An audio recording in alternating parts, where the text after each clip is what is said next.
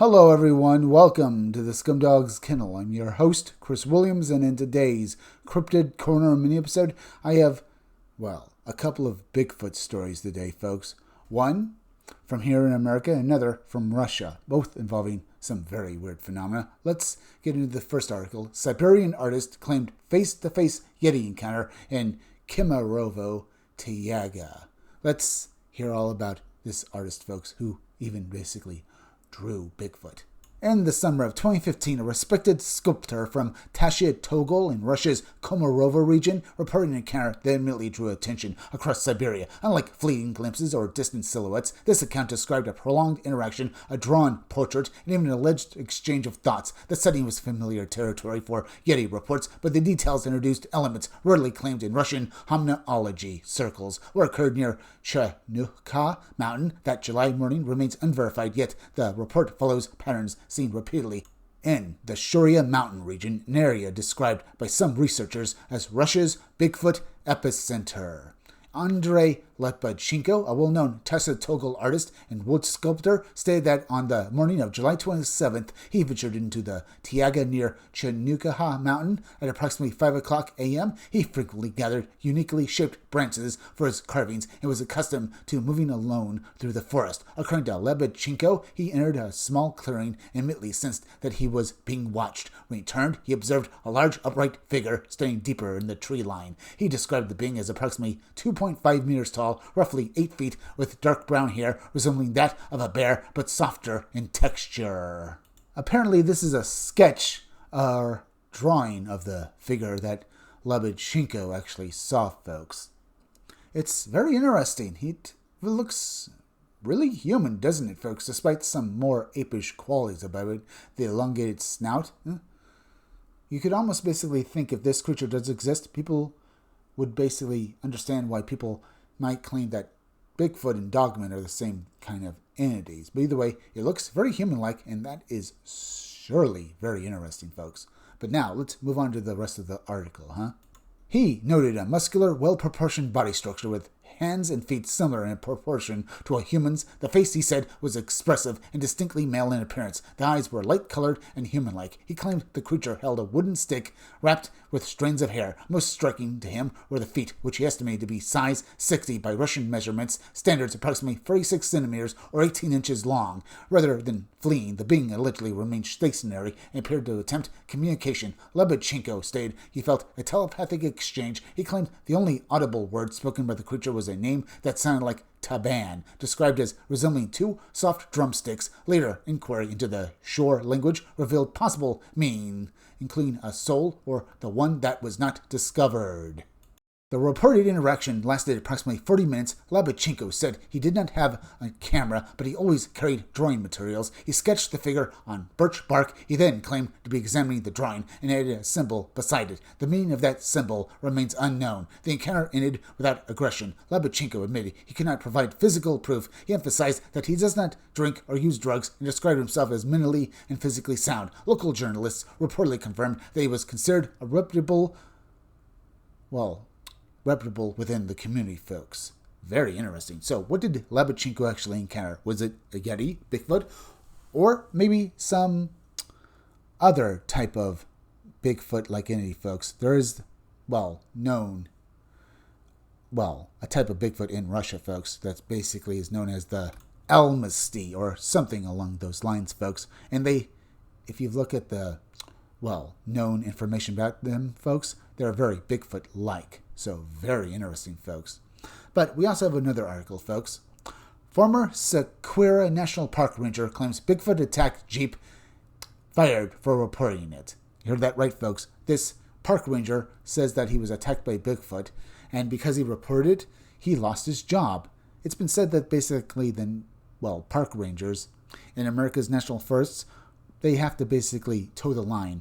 Otherwise, this happens where they lose their jobs, folks. But let's continue. In 1997, during his final year as a ranger at Sequoia National Park in California, a veteran park employee says he encountered something that ended his career. What he describes was not a bear, not a prank, and not a hallucination. He insists it was a massive, red-haired hominid that attacked his patrol vehicle in broad daylight. The aftermath, he claims, was just as traumatic as the encounter itself.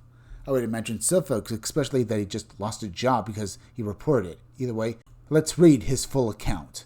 Arthur, a California native, worked as a ranger in Sequoia National Park from 1994 to 1997. He states that the incident occurred in his final year of employment and ultimately led to his termination. He recalls being dispatched to investigate reports of loud vocalizations in a densely vegetated area of the park that was rarely visited due to thick underbrush and the risk of becoming disoriented. Visitors described the sounds as alarming, possibly indicating a bear moving through the area. It was approximately noon. Arthur was patrolling in a park-issued Jeep and carried a tranquilizer rifle as a precaution in case wildlife intervention became necessary.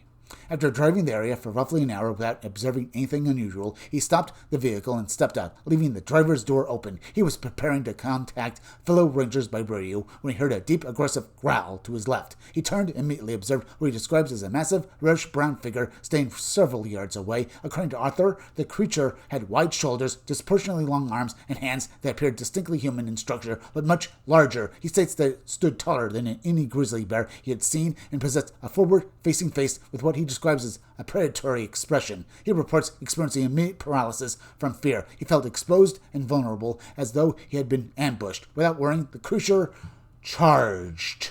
At this point, folks, this is probably where he, browned his pants, I would imagine. Now, I don't want to make fun of him, but this is horrifying, but very, very intriguing. Let's read on. Arthur states that he reacted instinctively, driving back into the Jeep as the entity collided with the open door. The impact shattered the window. He recalled hearing a grunt, which he interpreted as pain from striking the vehicle frame. He started the engine and accelerated rapidly down the park road. Glancing into his side mirror, he states he saw the creature pursuing the Jeep on all fours at a speed he considered impossible for a human being. He describes the movement as chimp-like, but far larger and more powerful. After navigating several sharp turns at high speed, he lost visual contact. Upon returning to the ranger station, he reports that no one was present at the time. He states that he was in such a heightened state of panic that he locked himself inside a restroom and believes he lost consciousness. When he regained awareness, it was approximately 9 p.m. and other rangers had begun searching for him. He was immediately questioned about the damage to the Jeep. When he explained that a large unknown animal had attacked him, he stated that his supervisor accused him of fabricating the story to cover up reckless driving. He was terminated from his position shortly thereafter.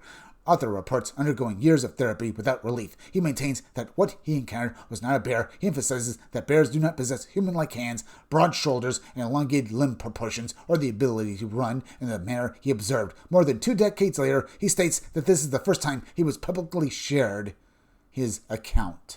Either way, folks, what did Arthur actually see? Once again, I ask that question, folks. As you can see from basically the Patterson Gimli film, or should I say the shot from it, folks, the Bigfoot he, saw had red fur. Well, this one, as you can see, basically is black fur, or brownish-looking fur, much like basically the Siberian artist Lebedchenko saw, folks. Now, this entity was also very aggressive and even ran on 4 legs, much like basically a baboon. So could it have been maybe a very large specimen of basically the devil monkey? Because people say that it's a type of baboon. It's another type of large hominid that is said to roam America, folks. But it sounds more Bigfoot-like than anything else, and Bigfoot had been described as basically having red fur.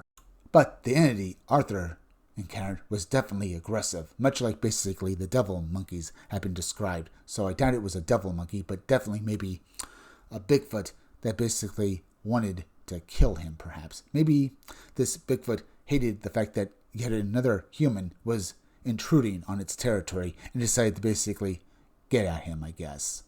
I don't know, folks. Either way, both stories are very, very cool and very, very fun to read through, folks. But now, we're at the end, so please go subscribe to my YouTube channel, Read Comics That Are Bad For You. You can use the YouTube link down below in descriptions or the chat to go subscribe me. Hit that like button for me. Make sure you're still subscribed. Leave some comments down below. Hit that bell for notifications. Make sure to hit the part of the bell that'll give you all future notifications. And please share this video out. I'm Chris Williams from the Scumdogs Kennel. Thank you all for joining me. I'll be back again tomorrow with another great video. So be sure to come back again then.